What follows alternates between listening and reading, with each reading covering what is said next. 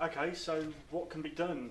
What's currently happening with this as a science? Should people be worried? Yes and no.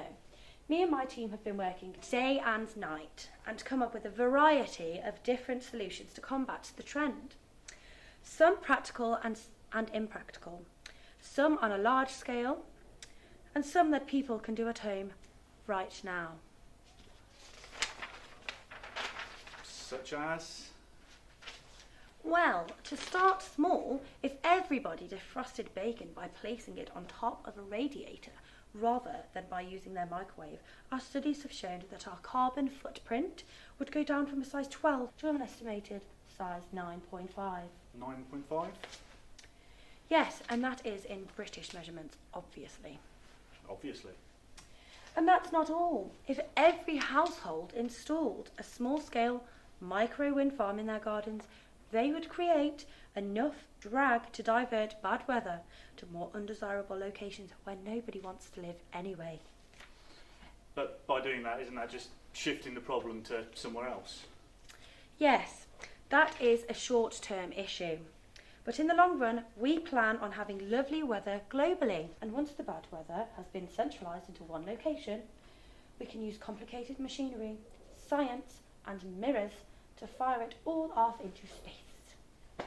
That sounds like quite the task. Oh, it is, but it's the best place for it. Send it back, that's what I say. It could be argued that some of this bad weather actually contributes to our climate. Don't you think this is a little bit drastic? These are drastic times. You have no idea how drastic they really are. Do you? Have you seen my chart? Yeah, I have. It's very nice. So the cause and the solution to global warming can seem to attract quite a bit of controversy. Why do you think some people refuse to believe science? I have a chart. Do they have a chart? I think not. Yeah, but charts could be used to prove anything. I could make a chart which proves that kaleidoscopes can also cause childhood obesity. It doesn't make it correct, though. Please, do not mock the chart. My chart is science. All your chart is facts and statistics used to prove a point. Oh, yeah, but... It was at this point that I realised that I was not going to get a straight answer. That, along with Dr. Keith's bizarre behaviour, encouraged me to call it a day. In my opinion, taking on board criticism is quite an integral part of science, and Dr. Keith's refusal to acknowledge any of this has left me slightly sceptical about his motives. Because of this, I think it's important to find out some of the discussions on the other side of the fence. I'm on my way now to meet a researcher and scientist who's been working for the British government in one of their top secret weather and science-based facilities. Due to the sensitive nature of the topic, he has requested his identity to be hidden. Thank you for joining me today. That is quite all right. I have remained silent too long. No longer can I cope with this burden of lies.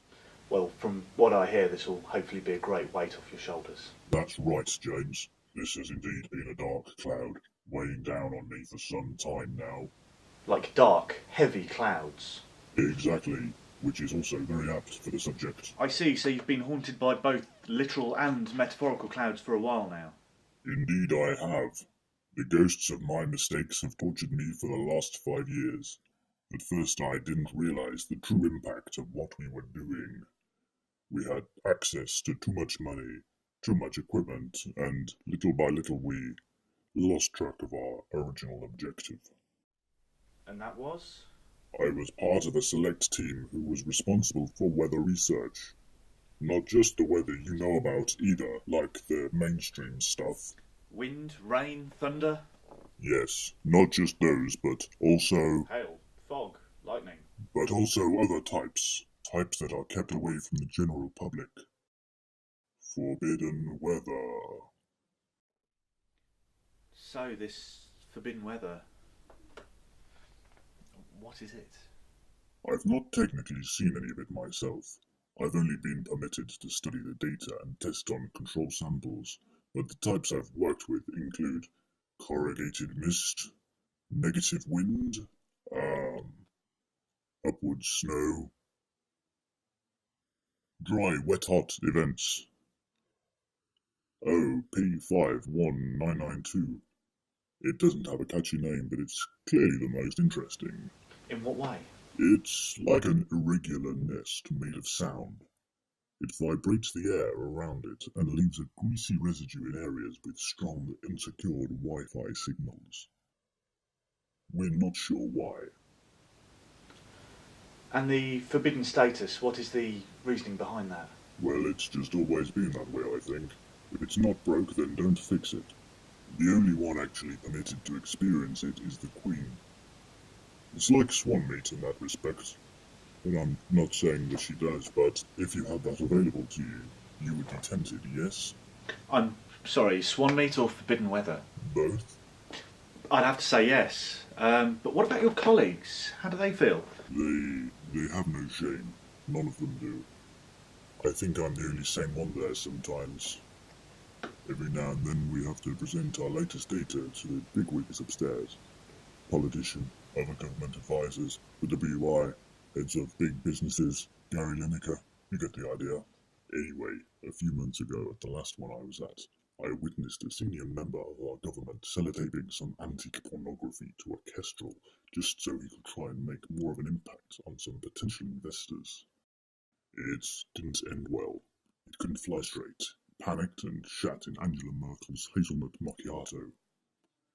It couldn't cope with the extra weight, was confused and scared. If that had been done to me, I know I would have shat too. I'm not too proud to say that. It's truly appalling. The testing done of animals and children too. I don't like thinking about the pain and suffering carried out by people contracted by our own government. The thing is, some of these weathers could quite easily be harnessed for military purposes. Imagine a tank that is invisible but as long as a canal. That's a reality now. They've got a whole facility full of children who don't experience time and are always soggy. They have uploaded the collective consciousness of a brace of ducks to a cloud.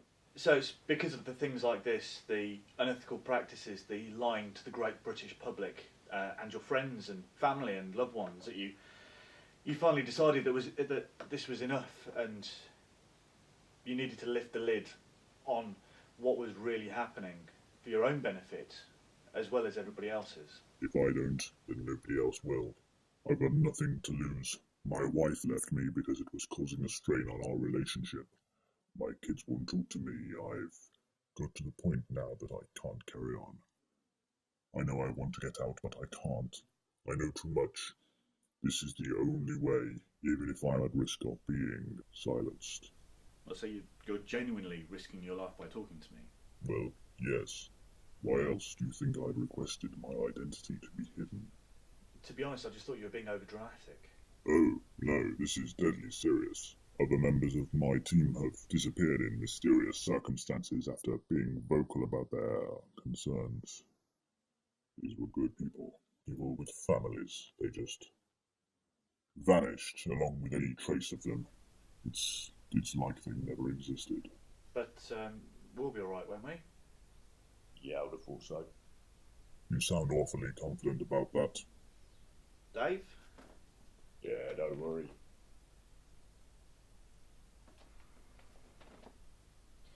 It's easy for you to say, you're not going to be on camera. I no longer feel comfortable. I should go. Okay, cheers, thank you.